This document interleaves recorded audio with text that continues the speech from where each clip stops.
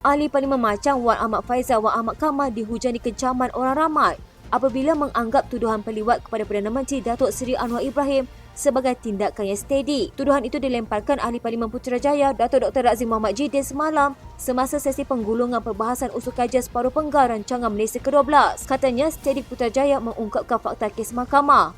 Kalau fitnah saya cabar anak-anak papa yang jantan seperti Sungai Petani, Hang Tuah Jaya rujuk Putrajaya ke jawatan kuasa khas Parlimen kerana mengelirukan Dewan. Sebelum itu, Ketua Pemuda Parti Pribumi Bersatu Malaysia berkenaan turut memetik kenyataan kontroversi Razif. Katanya, saya yakin tamu pelewat. Susulan itu, rata-rata warganet membanjiri ruangan komentar.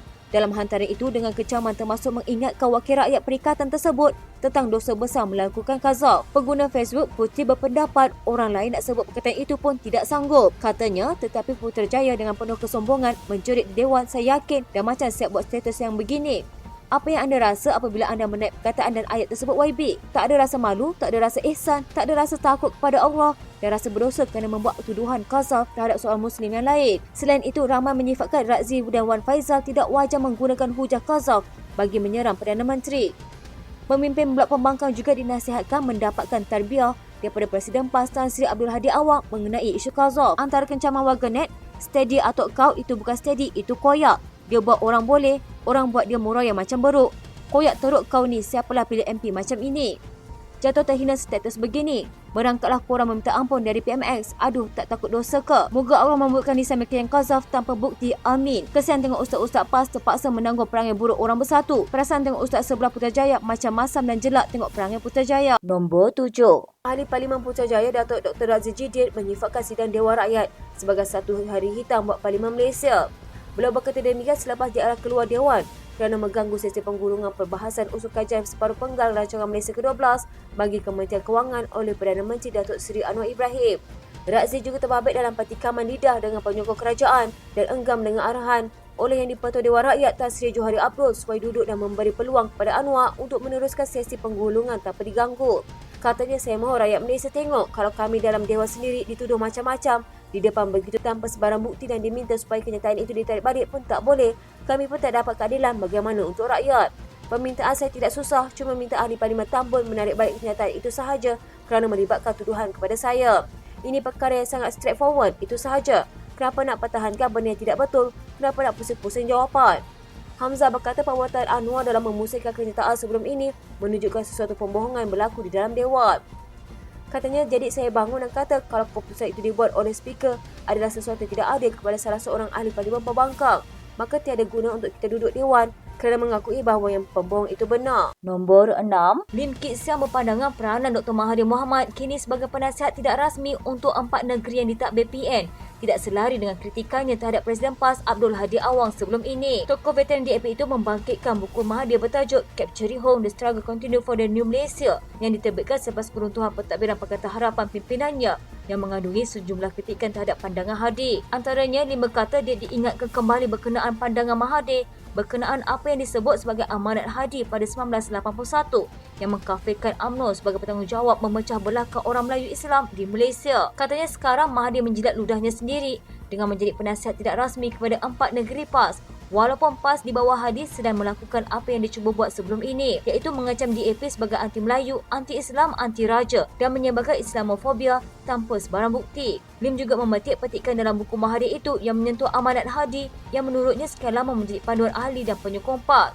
Dalam buku itu, Mahathir mendakwa berlaku pemulawan dalam keluarga berdasarkan sokongan politik dan ada ahli PAS yang benar-benar menganggap ahli UMNO sebagai kafir.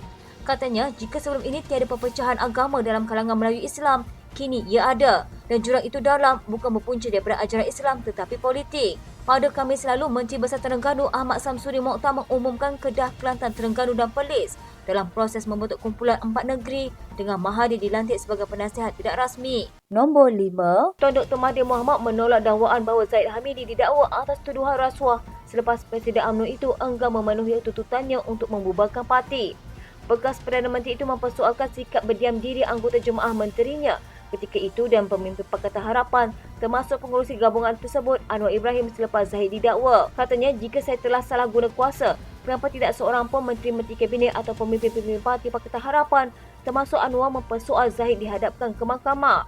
Ramai menteri-menteri di dalam kabinet saya adalah daripada PH dan PKR, termasuk juga isteri Anwar yang menjadi timbalan Perdana Menteri. Minggu lalu, Anwar dilaporkan mengulangi dakwaan Zahid bahawa pertuduhan dikenakan terhadapnya selepas beliau menolak tawaran Mahathir yang merupakan Perdana Menteri ketika itu untuk membubarkan UMNO. Anwar dilaporkan berkata demikian seketika mengulas pembebasan bersyarat diberikan kepada Zahid atas 47 pertuduhan rasuahnya.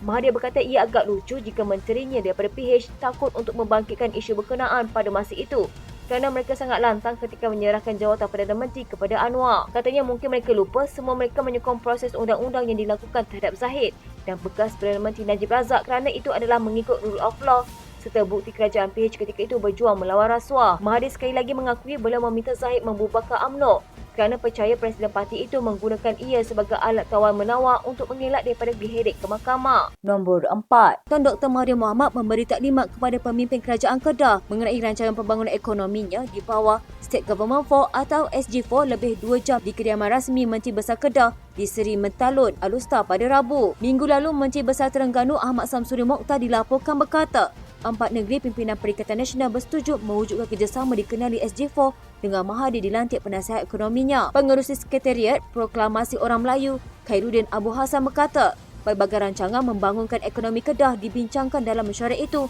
termasuk pelaburan dalam sektor pelancongan, pertanian, infrastruktur dan pendidikan. Dalam pertemuan itu, katanya Mahathir berikrar menggunakan pengalamannya membangunkan Malaysia untuk membimbing Kedah dan 3 negeri lain di bawah SG4. Mahathir menjadi Perdana Menteri selama 22 tahun di bawah Barisan Nasional dari 1981 hingga 2003 dan 22 bulan lagi ketika Pakatan Harapan berkuasa pada 2018. Katanya, Mahathir bernekat untuk melihat Kedah, Terengganu, Kelantan dan Perlis membangun maju standard negeri-negeri maju lain di pantai barat semenanjung Malaysia. Ini untuk membuktikan negeri-negeri SG4 yang ditadbir kepimpinan Melayu juga boleh maju dengan cemerlang. Pada hakikatnya, Kedah dan negeri gabungan SG4 mempunyai potensi amat tinggi kerana kaya dengan hasil bumi. Mereka cuma memerlukan tata kelola dinamis bagi mencapai matlamat tersebut. Beliau berkata Mahathir turut mengingatkan Kedah dan negeri SG4 melaksanakan transformasi kepimpinan khasnya dalam memerangi rasuah sebagai sebahagian agendanya untuk mengukuhkan ekonomi. Semalam, penganalisis Azmi Hassan dilaporkan berkata, PAS kadang mahu menggunakan bekas Perdana Menteri itu untuk mengukuhkan kepercayaan kepada kerajaan Perlis, Kedah, Kelantan dan Terengganu. Nombor 3. Ahli Dewan Undangan Negeri Hulu Kelang Muhammad Azmi Ali dilantik sebagai Ketua Pembangkang di Dewan Undangan Negeri Selangor. Pengumuman mengenai lantikan itu dibuat oleh Speaker Dewan Undangan Negeri Selangor, Lau Weng San. Katanya diharapkan Ketua Pembangkang telah dilantik dan dipersetujui ini dapat menjalankan tanggungjawab dengan sebaiknya. Tahniah diucapkan. Lau yang juga bekas Aduan Banteng juga mengesahkan bahawa dia menerima surat pencalonan bekas Menteri Besar itu daripada Perikatan Nasional pada 15 September lalu. Jawatan Ketua Pembangkang sebelum ini dipegang oleh Aduan Sungai Air Tawar dari BN Nizam Ismail. Bagaimanapun, BN dan Pakatan Harapan bergabung pada pilihan raya negeri pada 12 Ogos lalu dan menyaksikan kemenangan mereka dengan menguasai 34 daripada 56 dun. Lau hari ini dipilih sebagai speaker selepas mendapat 34 undi. Dia mengalahkan timbalan Pesuruhjaya 3, PAS Selangor Muhammad Fuad Muhammad Saleh yang menerima 22 undi. Setiausaha DON Selangor, J. Gayatri Prasena memaklumkan undi sulit pada mesyuarat pertama penggal pertama DON ke-15 di Dewan Negeri Selangor dijalankan. Berikutan terdapat 2 nama calon speaker yang dikemukakan. Sementara itu, Muhammad Kamli Kamarudin dipilih sebagai timbalan speaker DON selepas mendapat 34 undi, mengalahkan Aduan Sungai Ramah Muhammad Safingah menerima 22 undi. Lau kemudian mengisytiharkan Muhammad Kamli Kamarudin yang juga Aduan Bukit Antarabangsa dipilih sebagai timbalan speaker DON Selangor. Selepas undi sulit dilakukan, berikutan 2 calon untuk jawatan itu dikemukakan. Pada persidangan itu juga 56 aduan mengangkat sumpah jawatan dan menandatangani surat sumpah didahului Menteri Besar Amiruddin Syari dan diikuti 10 ahli Majlis Mesyuarat Kerajaan Negeri serta aduan lain. Nombor 2. Kerajaan harus mengelak daripada mengambil tindakan undang-undang terhadap demonstrasi jalanan pimpinan Perikatan Nasional. Bekas Timbalan Menteri Undang-Undang Muhammad Hanifah Maidin berkata, ini kerana ramai anggota kabinet sekarang bangkit daripada perhimpunan amat. Hanifah yang merupakan seorang peguam berkata, dia pernah membela ramai pemimpin Pakatan Harapan terhadap tindakan undang-undang Akta Perhimpunan Aman 2012. Katanya, sebagai bekas peguam hak asasi manusia, saya pernah membela beberapa menteri sekarang apabila kerajaan terdahulu melalui polis dan pejabat peguam negara pernah menangkap dan seterusnya mendakwa mereka di mahkamah sama ada pertuduhan di bawah Seksyen 27 Akta Polis yang sudah dimasuk atau di bawah Akta Perhimpunan Aman. Malah Menteri Sumber Asli Alam Sekitar dan Perubahan Iklim Nik Nazmi pernah mencabar kesahihan dari sudut perlembagaan beberapa peruntukan dalam Akta Perhimpunan Aman walaupun saya bukan peguamnya ketika itu.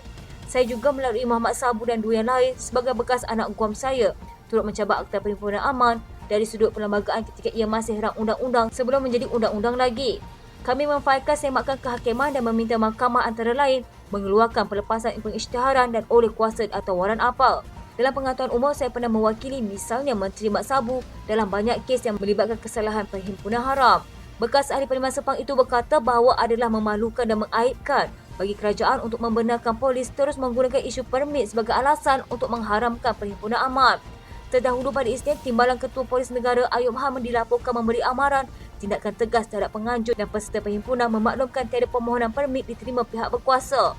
PAA telah dipinda pada 2019 menghapuskan syarat mendapatkan permit polis untuk perhimpunan awam dan sebaliknya hanya pemberitahuan rasmi diperlukan beserta kebenaran daripada pemilik tempat perhimpunan. Bagaimanapun selepas perhimpunan semalam, Ketua Polis Kuala Lumpur, Alauddin Abdul Majid tidak menyebut tentang permit tetapi berkata penganjur gagal mematuhi peruntukan undang-undang di bawah PAA untuk memberikan notis 5 hari sebelum acara serta syarat berkaitan. Katanya ia bukan sekadar menghantar surat kepada polis dan itu dianggap memadai. Alauddin menegaskan syarat di bawah PAA akan membantu polis memudah cara sebarang perhimpunan bukan sahaja untuk menganjur tetapi pihak lain yang terjejas termasuk di sekitar kawasan itu. Katanya selepas ini kita akan melihat apa tindakan susulan yang akan diambil. Hampir 1,000 penyokong Perikatan Nasional berarak dari Masjid Kampung Baru dan berhimpun di pusat badan Kuala Lumpur bagi membantah pemberian pelepasan tanpa pembebasan kepada Zahid. Demonstrasi itu yang disifatkan perhimpunan menyambut Hari Malaysia juga menuntut kebebasan peguam negara dan SPRM daripada campur tangan eksekutif serta kedaulatan undang-undang diterapkan kepada semua rakyat Malaysia. Perhimpunan itu berlangsung lebih sejam dan berakhir kira-kira jam 3.30 petang di luar Kompleks Beli Belah Sogor. Hanifah berkata kerajaan sekarang harus menjaga dan melindungi kebebasan bersuara dan berhimpun di negara ini seperti yang termaktub dalam Perlembagaan Persekutuan.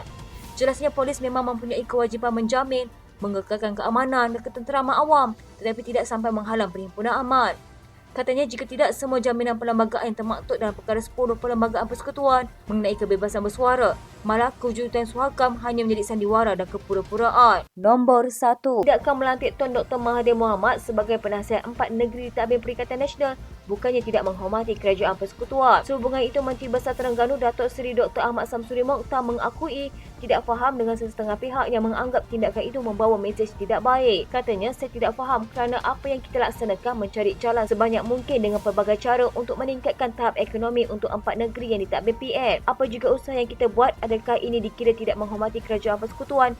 Itu yang saya tidak faham sebab pada peringkat ini kita bekerja erat dengan kerajaan persekutuan dengan pelbagai agensi dan kementerian. Jadi saya tidak faham atau mungkin ia hasad dengki atau iri hati pihak tertentu. Mengulas selanjut, Ahmad Samsuri berkata pihaknya percaya perlu menggunakan pelbagai bagi mencapai objektif pembangunan dan ekonomi yang ditetapkan. Katanya saya boleh katakan dalam pertemuan pertama kerajaan negeri dengan Tun M baru-baru ini, sepanjang 40 minit pertemuan itu, satu pun tidak menyentuh soal politik. Sebaliknya hanya bercakap soal pentadbiran dan bagaimana mahu meningkatkan ekonomi. Ahmad Samsuri berkata sebelum ini pada 2018, Terengganu turut melantik Aurayaham Tan Sri Abdul Khalid Ibrahim yang pernah menjadi Menteri Besar Selangor untuk membantu melonjakkan ekonomi dan pembangunan negeri. Sekian berita menarik sepanjang minggu ini. Jangan lupa follow Facebook dan YouTube Deadline TV. Dapatkan info terkini di Facebook serta YouTube di TV.